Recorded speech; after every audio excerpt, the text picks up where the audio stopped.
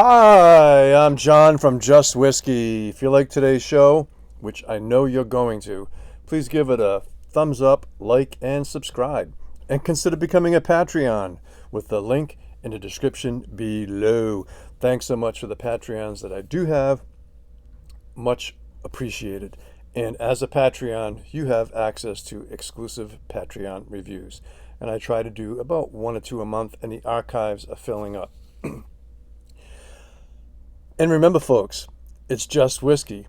Today we are doing 22 bottle kill rapid reviews. Okay, and it's inspired from Roy from Aquavit, but I do my own little take on it. So I call it bottle kill rapid reviews, and it just so happens coincidentally that there's 22 of them, and about a year ago or so there happened to be 22 as well. A quick shout out to I live on Cape Cod. A quick shout out to a local author, Declan Rush, and his newest book is called Macabre Trophies. It's like a thriller, drama, fiction set on Cape Cod, and I'm not finished with it yet, but it's if you're into Cape Cod, highly recommend the book. And I'm kind of dedicating this shirt, Macabre Trophies, to what we have here, right? Bottle kill, macabre trophies, in a way, right? And then I just taking a page out of Jeff from G Whiskey. If you stick around to the end, I have a mystery pour, which I will reveal at the end, which will be my next review. Okay, so stick around for that if that intrigues you. And then just a quick clarification, I guess. Every now and then with YouTube, some comments get deleted by YouTube with no rhyme or reason at all. And the majority, they've gotten a lot better at. The majority of the comments come through, but there are occasionally comments that I see and that I respond to that don't mention any websites or anything like that, or advertising or anything like that. And for some reason, they get deleted. I don't delete those. I had a subscriber by the name of C, and he got a little bent out of shape. He messaged me back saying, he's going to not subscribe to my channel anymore because his comment was deleted. I have nothing to do with that. The only comments that I very rarely do delete are pornography or spam or something of that nature. But I have thick skin. I'm not easily offended. So it's not me. It happens to everybody, and I don't know why. So I have no control over it. All right, let's get on with the bottle kill rapid reviews. And I have a lot more on the floor here, so I'm just gonna. You can see we're in Campbelltown right off the bat. Okay, Springbank 21. This was the 2019 release. At the time, I was able to get this for like $325.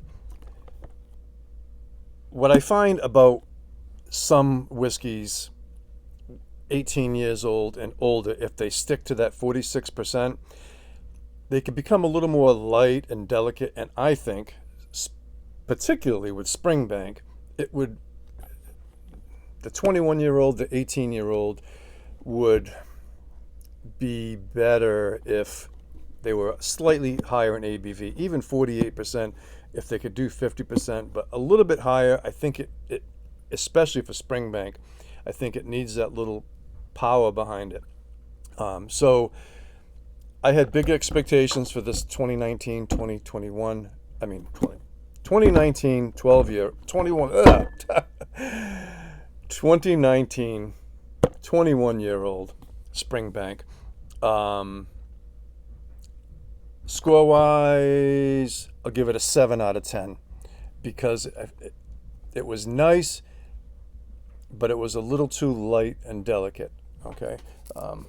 7 out of 10. Springbank 10 local barley. This one goes back to 2017. Back then, I think I paid about $125 for it. I enjoyed it, but it took me a long time. It took a long time to get through this. It was good. Yeah. I need to move on a little bit with these. I'll give this a 7 out of 10 as well. If you look, these are my new conservative scores. So if you look back and you see all these I've previously reviewed, maybe they were scored higher back then. I'm just kind of giving a quick reflection. Long Row Red, heavily peated, 13-year-old Chilean Cabernet matured. This came out in 2020. This took me quite a while too. If you're into wine, matured, heavily peated, this one is good quality. I didn't connect with it tremendously, but I did enjoy it. Again, I'll give this a 7 out of 10. All right, Springbank 18. This one was a 2020 release, and I believe it was all ex-bourbon, or mostly ex-bourbon. Again, very nice, but a little bit light, and has a nice little, the bourbon, the distillate shines through, but a little bit light, delicate, something you take your time with, and has a little bit of peppery bite to it, which would be expected from 18 years. Again, I would have liked to see it just a slightly higher ABV. Another oldie but goodie, Springbank 15 rum matured, 15 years in rum casks.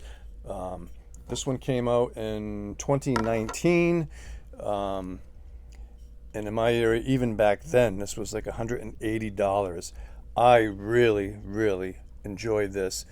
This is a 9 out of 10 for me. This, if you look on reviews, some people love it, some people not so much. I really connected with this. I have a backup bottle. Springbank 15 rum matured, 9 out of 10. Kilkerrans. We have the 12-year-old and the 16-year-old. I've had all three 16-year-olds, and they're all very similar, actually. Kilkerran 12, Campbelltown product. Absolutely love this bottle. Solid 8 out of 10 for the 12-year-old, maybe even a 9 out of 10, probably closer to a 9 out of 10. Really, really good juice. The 16-year-old, I'll give it a 7 out of 10. Again, it could have benefited, I think, from a little oomph and ABV. This is it's very enjoyable, the 16-year-old, but it's light, it's delicate, something you take your time with, which I don't mind. But I just think with Springbank in general, the older they get, they need a little higher ABV. So that's my feelings on that. All right, now that we've made some room. All right, Wild Turkey 101. What can I say? For 20-something bucks, you can't go wrong. American bourbon. For the money, absolutely love this. I'll give it 6 out of 10. I mean, it's good. It's solid.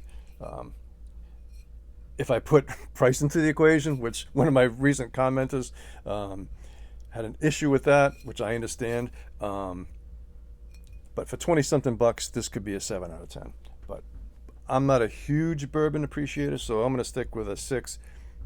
But for the price, could be a 7 out of 10. Talisker 10. What can I say? It's one of my I have many backup bottles of Talisker 10. Absolutely love it. It's my, as Roy would say, my perma-shelf. I always have a bottle of this open, always have backups. And in my area, I can still find it in the $50 range. For me, this is 8 out of 10. I'm a big Talisker fan. What do we have here? Old Pulteney 17-year-old. This been discontinued a long, long time ago. This bottle, I can't figure out the code for the date, but I think in 2017, I think they discontinued it. What a banger! What a great bottle. Compared to the Old Polton, the 18-year-old, which I have open, and I've recently reviewed that. They're a little bit different, but I really enjoy the Old Polton, the 18-year-old, as well. The 17 a little more leathery, I think, but the 18 is really nice. Old Polton, the 17, 9 out of 10.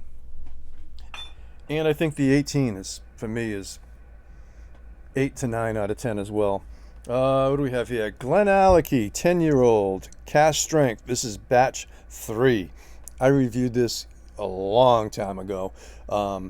If you like cask strength sherry bombs, then this is for you. I found it to be a bit spirity, but if you're into sherry bombs at cask strength, I liked it.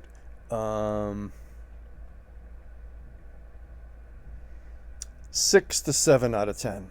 6.5 out of 10 we're going to go. So between good and very good. The price was great at the time. 50-something dollars.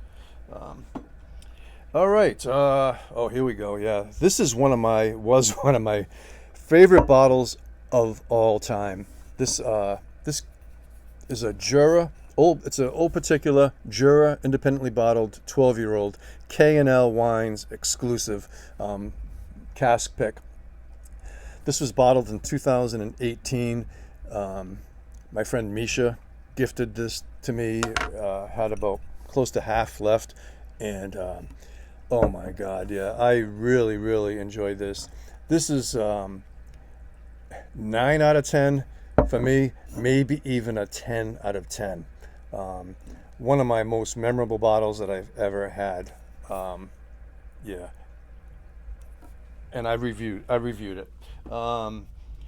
What do we have here? Oh yeah, Lafroy Cachis. This is the one from end of last year. This is the white port in Madeira. Thoroughly enjoyed this. I have a couple backup bottles of this. Probably my favorite Cachis that I've had yet in the last few years. Yeah, this is 9 out of 10 for me. And again, if you look on reviews, some people love this and really connect with it, and others not so much. 9 out of 10 for me. I have backup bottles. Odd and American. I believe this was their first cask strength AD 0222, which came out in February of 2022. I believe this was their first widely released cask strength version. Very reasonably priced at the time. It was, I don't know, $65, $70. I heard the one that came out in November, so that would have been 11/22. I heard that one was even better, probably a little bit more age to it. Yeah, this is a great bottle. Solid 8 out of 10, possibly even a 9 out of 10. I'll stick with an 8 out of 10. If I would not hesitate to grab any Art American cask strength that you see. Very good stuff. What do we have here? Yeah, this is kind of a outlier. This is McRae's independently bottled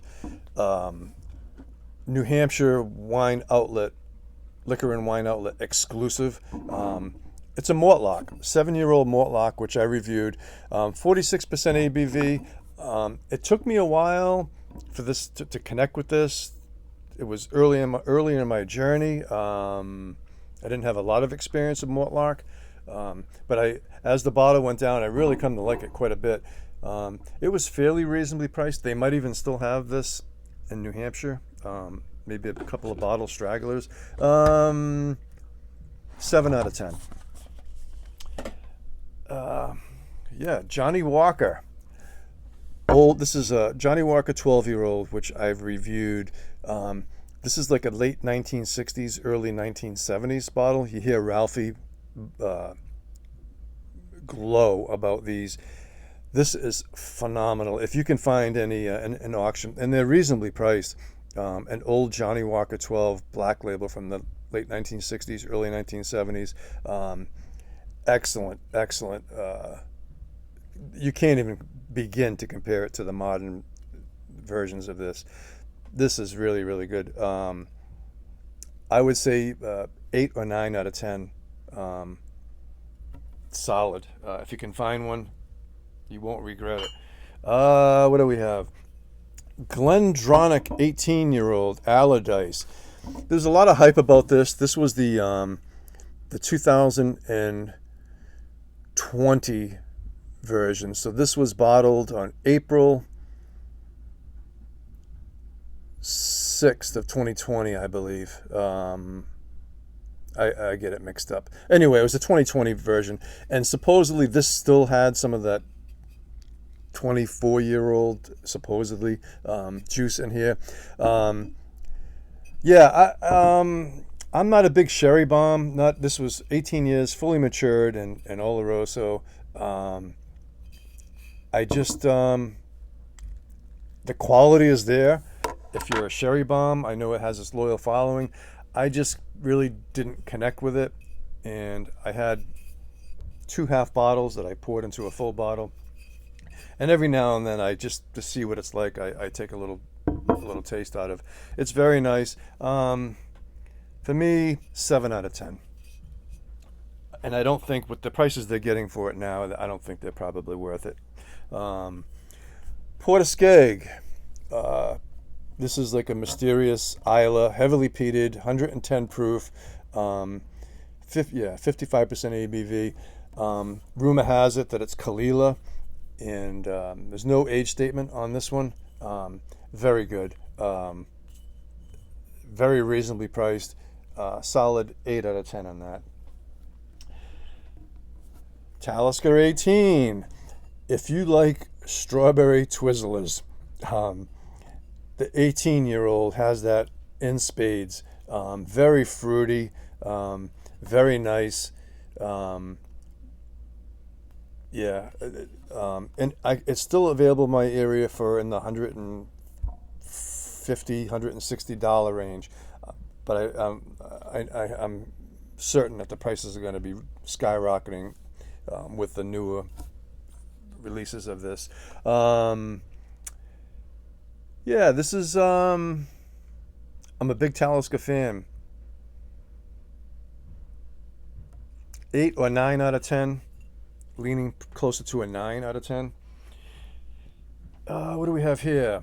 Oh yeah, Lechaig, 18-year-old. 9 out of 10. Heavily peated Isla Mull. I'm a big Talisker fan, but I'm a big Lechaig fan. For me, the Lechaig 18 wins over the Talisker 18. So if I give Lechaig 18 a 9 out of 10, then the Talisker has to have 8 or 8.5 out of 10. We'll say the Talisker 18, 8.5 out of 10. All right, now this is called Bottle Kill Rapid Reviews. There's still a little bit left in this bottle, so maybe I'm cheating, but Arran 10-year-old. This old bottling of Arran 10-year-old is still on some store shelves in my area. Very reasonably priced. Very orchard fruits. Anybody that says they don't even like whiskey or scotch or whatever, if I give them this, everybody loves this. It's won the Oscar Awards as best value whiskey, I think, the last 3 years. It's solid. I haven't even seen any of the newer bottlings, and I say newer, they've rebranded 3 or 4 years ago. So this is solid 8 out of 10. And what else do we have left? Yeah, I think this is the last bottle. And there's a little bit left on the bottom of this too. This is a Douglas Lang called Double Barrel, and I've reviewed this. This is a blend of Highland malt with some peated malt, and it's 46% ABV. I think it's around $60. I really, really enjoy this. It's Yeah, one of the best blends that I've had. I really like it. This is solid 8 out of 10. No age stated, but boy, they in my opinion they nailed it with this. And again, I've reviewed all these. So that's the show. If you have stuck around to the end, which has been a long show, the mystery pour is. I know I'm a little bit late to the party, but Redbreast PX. This has been out for quite a while. Everybody that's reviewed it raves about it. I haven't heard a single bad review about it, and it's a bit pricey, $90. I think it's a little pricey. I'd be more in the comfort range if it was $70, to be honest with you, $20 cheaper. But I'll be reviewing this next, and it will be a good review. I'm really enjoying it. But I'm going to be comparing it to some other PX offerings, and I'll probably compare it to Redbreast 12 cask strength, even though this isn't cask strength. But we're going to do some apples and oranges. So, yeah, there it is. That's going to be the next review. Thank you for sticking around. I really enjoy doing these. It's probably going to be another year or so before I have enough bottles for a bottle kill show. But give it a thumbs up, like, subscribe. Consider becoming a Patreon with the link in the description below. Remember, folks, it's just whiskey. Hats off to you all, and take care, folks.